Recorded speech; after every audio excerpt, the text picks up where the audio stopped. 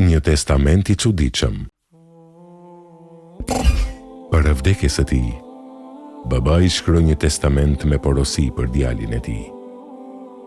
Mund të përfundojmë se në dynja është më mirë të jesh asgjë, sepse atëherë je më rehat edhe më I lumtur.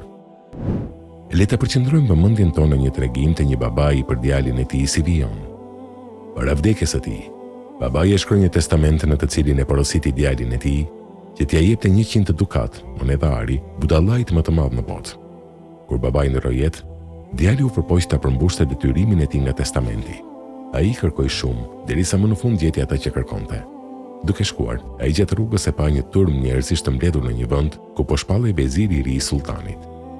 Kusht për vezirin e ri ishte të kalonte mbi trupin e pajet të ish vezirit, I cili u ekzekutua për shkak të një çështjeje të parëndësishme, e cila nuk I pëlqeu sultanit.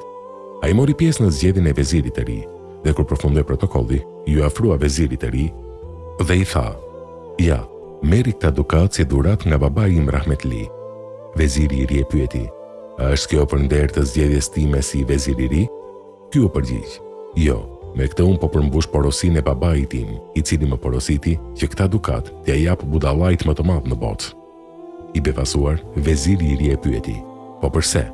Kurse ky pa hezitim vazhdoi: "Sepse nesër edhe mbi trupin tënd pa jetë do të kalojnë të tjerët. Pra, si nuk po merr mësim, subhanallah, çfarë mësimi I dha ky djalosh?"